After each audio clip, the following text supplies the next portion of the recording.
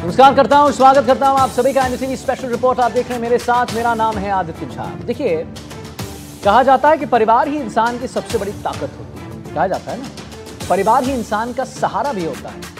लेकिन जब परिवार के बड़े बुजुर्ग ही घर से बेदखल कर दिए जाएं, तो स्थिति दुखद हो जाएगी। कैसा रहेगा वो परिवार जब नींव ही कमजोर हो गई? परिवार में टूट और कलह की कहानी आपने जरूर सुनी होगी, लेकिन ऐसा एक मामला डीडवाना में देखने को मिला जिसने झकझोर कर रख दिया, जहां पोते की पत्नी ने बुजुर्ग दंपत्ति को घर से बाहर निकाल दिया। अब वो दर दर भटकने को मजबूर हैं। कहां रहते हैं वो, कैसी उनकी स्थिति है, हमने एक रिपोर्ट आपके लिए तैयार की।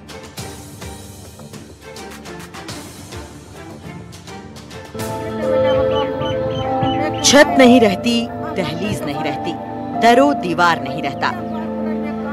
घर में अगर बुजुर्ग ना हो तो घर नहीं रहता। ये वाक्य पारिवारिक रिश्तों और बुजुर्गों की अहमियत को बयां करते हैं, लेकिन इसे विडंबना ही कहा जा सकता है कि आज की भौतिकता के युग में रिश्ते दरक रहे हैं। आपको पेड़ की छांव के तले बैठे जो बुजुर्ग दंपत्ति नजर आ रहे हैं, वो भी रिश्तों की इसी विडंबना का शिकार हुए हैं। दरअसल डीडवाना के ग्राम धनकोली के एक बुजुर्ग उस्मान खान और उनकी पत्नी आयशा को उन्हीं की पौत्र वधू पर घर से बाहर निकालने का आरोप है, जिसके बाद से उस्मान खान अपनी पत्नी के साथ खेत में पेड़ के नीचे रहने को मजबूर हैं। बुजुर्ग उस्मान खान का कहना है कि उन्होंने अपने पोते अजीम की बड़े अरमानों के साथ शादी की थी और पौत्र वधू को अपने घर ले आए थे, लेकिन कुछ ही दिनों बाद पारिवारिक कलेश बढ़ने लगा। तब पोते असीम ने अपनी पत्नी को तलाक का नोटिस दे दिया। इसके बाद झगड़ों से तंग आकर उनका बेटा, बहू और पोते घर छोड़कर कहीं और रहने चले गए।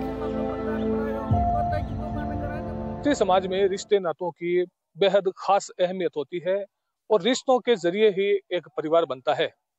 लेकिन जब रिश्तों में ही कड़वाहट आ जाती है और घर के परिवार के सदस्य ही अगर अपने बुजुर्गों को प्रताड़ित करने लगे और बदसलूकी करें, तो रिश्ते दरकने लगते हैं।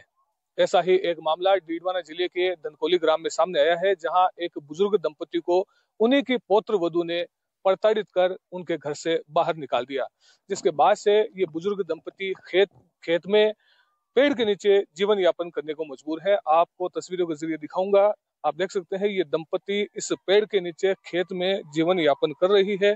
पिछले 6 महीने से गर्मी, सर्दी और बरसात के मौसम में भी ये परिवार इसी तरह इस पेड़ के नीचे जीवन यापन करता आ रहा है, लेकिन कोई भी इनकी सुनवाई करने को तैयार नहीं है। दंपति का कहना है कि इन्होंने पुलिस और प्रशासन से कई बार गुहार लगाई और इन्हें इनका मकान वापस दिलाने की मांग की, लेकिन अब तक इनकी कोई सुनवाई नहीं हुई है।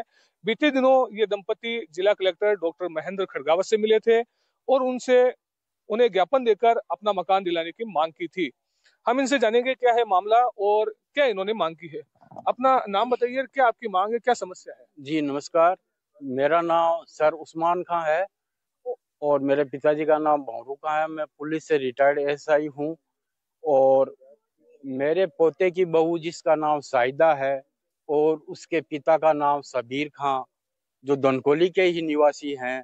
सबीर खान पुलिस में एसीबी में डीवाईएसपी है। वो अपनी बेटी को, वो और उसका बहनोई दोनों, सबीर खान और महमूद खान मिलकर के अपनी बेटी को बरगला करके मेरे मकान पर कब्जा करवा रखा है, जो 7 महीने से काबिज है। मकान मेरा है।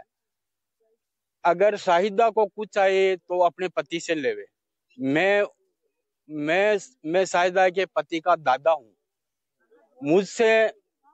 मुझसे उसको कोई उम्मीद नहीं होनी चाहिए और उसका कोई अधिकार नहीं है जो मुझसे कुछ मांगे। मेरे मकान पर वो अनाधिकृत रूप से कब्जा कर रखा और मैं जंगल में पेड़ के नीचे बैठा हूँ। मैं और मेरी पत्नी विपरीत मौसम में भी है जो पेड़ के नीचे बैठे हुए हैं। सभी के घर छोड़कर जाने के बाद बुजुर्ग दंपति और पौत्र वधू ही घर में रहने लगे, लेकिन बुजुर्ग दंपति का आरोप है कि अब पौत्र वधू ने उन्हें भी घर से बाहर निकाल दिया है। इस घटना के बाद बुजुर्ग दंपति ने अपने ही खेत में शरण ली और वहाँ पेड़ की छांव तले जीवन बिता रहे हैं। बुजुर्ग उस्मान का कहना है कि जिस मकान में वो रहते थे वो उनका खुद का मकान है, जिसे उन्होंने अपनी मेहनत से बनवाया था। हैरत की बात तो यह है कि पीड़ित बुजुर्ग जब अपनी गुहार लेकर मुलासर थाना पहुंचा तो पुलिस ने सिर्फ शिकायत दर्ज कर बुजुर्ग को वापस भेज दिया। मैंने पुलिस और प्रशासन को बार बार प्रार्थना पत्र प्रस्तुत किए, मगर किसी ने मुझे कोई राहत नहीं दी, ना ही मेरे प्रार्थना पत्र पर कोई कानूनी कार्रवाई की। और पुलिस प्रशासन है जो शबीर खां एसीबी डीवाईएसपी के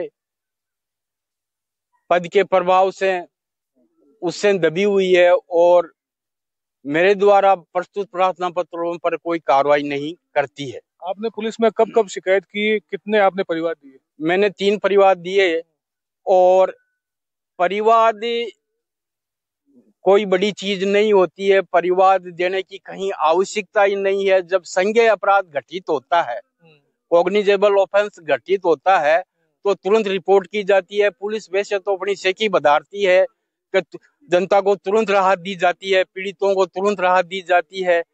जब 7 महीने से हमारा पोते की बहू हमारे विरुद्ध जगह जगह रिपोर्टें कर रही है, मुकदमे बना रही है, तो पुलिस को ये तो एहसास हो गया कि दोनों पक्षों में नाइतफाकी है। नाइतफाकी है तो इंसदादी कार्रवाई क्यों नहीं की उसके विरुद्ध? और सिर्फ और मेरे पक्ष के विरुद्ध ही 151 की कार्रवाई की गई। क्या मेरे बेटे की बहू से उसको खतरा है? एक औरत को क्या बिगाड़ सकती है? मगर पुलिस ने कोई कार्रवाई नहीं की और मुझे कोई कार्रवाई नहीं की। उसके बाद आप जिला कलेक्टर से मिले, जिला कलेक्टर को ज्ञापन दिया? जी, जिला कलेक्टर साहब को ज्ञापन दिया। उन्होंने तुरंत कार्रवाई के लिए अधीनस्थों को लिखा है, मगर फिर भी कोई कार्रवाई नहीं हुई है, कोई राहत नहीं मिली। जिला कलेक्टर को जो ज्ञापन दिया उसमें क्या मांग की आपने? मैंने यही मांग की है, जगह जगह यही मांग की है कि मेरे मकान में मेरे पोते की बहू, जिसको मेरे पोते ने तलाक का नोटिस दे दिया है और मजहबी तौर पर उसका तलाक भी हो चुका है, मगर वो मेरे मकान में अवैध रूप से बनी हुई बैठी है और मेरे मकान को खाली नहीं करी है। मेरे मकान को अंदर से लॉक कर रखा है और मैं उसमें प्रवेश नहीं कर सकता। कई दिनों तक थाने के चक्कर लगाने के बाद भी जब बुजुर्ग उस्मान खान को न्याय नहीं मिला और जिला कलेक्टर डॉक्टर महेंद्र खड़गावत को अपनी आपबीती बताकर उनसे इंसाफ की गुहार लगाई, साथ ही इंसाफ न मिलने पर इच्छा मृत्यु की मांग की, जिसके बाद जिला कलेक्टर ने तुरंत एसपी ऋचा तोमर और मौलसर तहसीलदार को मामले की जांच कर कार्रवाई के निर्देश दिए। इस मामले में पुलिस उप अधीक्षक धर्म पूनिया ने पौत्रवधू द्वारा बुजुर्ग दंपति को घर से बाहर निकालने के आरोपों से इनकार किया है। पुलिस का कहना है कि जांच में बुजुर्ग दंपति को घर से बाहर निकालने का कोई तथ्य नहीं मिला है। बुजुर्ग दंपति चाहे तो अपने घर में जाने के लिए स्वतंत्र है। पुलिस का कहना है कि दोनों पक्षों में लंबे समय से विवाद जारी है। इसे लेकर महिला पुलिस थाने में पौत्रवधू ने ससुराल पक्ष के खिलाफ घरेलू हिंसा का मामला दर्ज कराया है, जिसकी जाँच चल रही है। इस संदर्भ में महिला थाने में 12 नंबर मुकदमा दर्ज है, जिसका अनुसंधान चल रहा है और जिसमें ये जिक्र कर रहे हैं आप, ये इसके दादा सास और दादा ससुर है।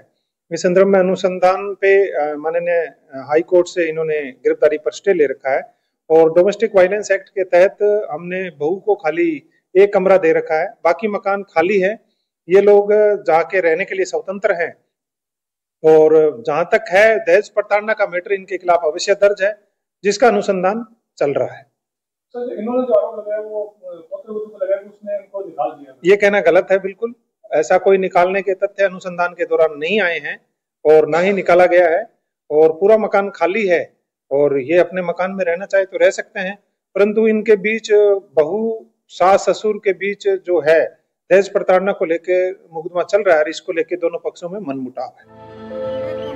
किसी बुजुर्ग दंपति को उसके घर से बाहर निकालना मानवता को शर्मसार कर देने वाली घटना है। ये बुजुर्ग पिछले 6 महीने से मुश्किल भरा जीवन जी रहे हैं। मौसम की मार अलग, खाने पीने और पहनने की परेशानी अलग। उम्मीद है कि प्रशासन इन बुजुर्गों का दर्द जरूर समझेगा और उन्हें उनका घर वापस दिलाने में उनकी मदद करेगा।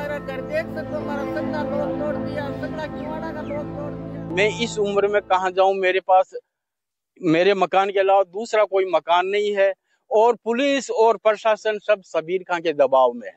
अब कलेक्टर से क्या मांग की आपने? कलेक्टर से मांग की कि मेरा मकान जो साहिदा ने अनाधिकृत कब्जा कर रखा है उसको निकाला जाए और मुझे मेरा मकान सुपुर्द किया जाए। आपने इच्छा मृत्यु की भी मांग? मैंने जब इस स्थिति में कोई राहत नहीं मिली तो मैंने इच्छा मृत्यु की का प्रार्थना पत्र कलेक्टर महोदय को प्रस्तुत किया है और कलेक्टर महोदय ने उस पर कार्रवाई करने का आश्वासन दिया।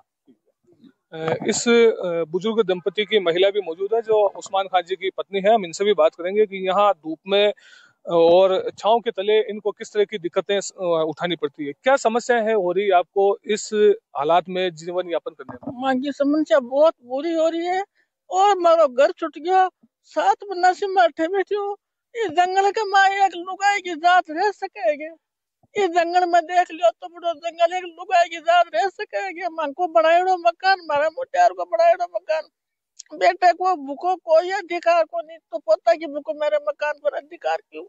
मैं अठे मां की किया जिंदगी काटा, नहीं माकन खाबा ने, नहीं माकन पीबा ने, नहीं माके गटर में जाबा को साधन, नहीं माकन नाबा को साधन। अब मैं काई करा कटे जावा मां को कोई गेलो करो और मन ने मारो मकान चाहिए, मन में मारे मकान में जाबो तो खेलने के तले मारो जिंदगी पार को मैं दाप की काटी आज मैंने 7 महीना हो गया मैंने अटे बेटी मैं काय करूं ते बताओ। तो आप पीड़ा देख सकते हैं किस तरह की इस बुजुर्ग दंपति की पीड़ा है, किस तरह से इन्हें दुश्वारियों का सामना करते हुए पेड़ के नीचे अपना जीवन यापन करना पड़ रहा है। इनका कहना है कि पुलिस थाने से लेकर के प्रशासनिक अधिकारियों तक इन्होंने गुहार लगाई, लेकिन अब तक किसी प्रकार की कोई कार्रवाई नहीं हुई। बुजुर्ग दंपति ने बीते दिनों जिला कलेक्टर डॉक्टर महेंद्र खड़गावत को ज्ञापन दिया था और मांग की थी कि उन्हें उनका मकान दिलवाया जाए, अन्यथा उन्हें इच्छा मृत्यु की इजाजत दी जाए। अब देखना होगा कि प्रशासन इस मामले में क्या कार्रवाई करता है। डीडवाना से जहीर अब्बास उस्मानी, एनडीटीवी।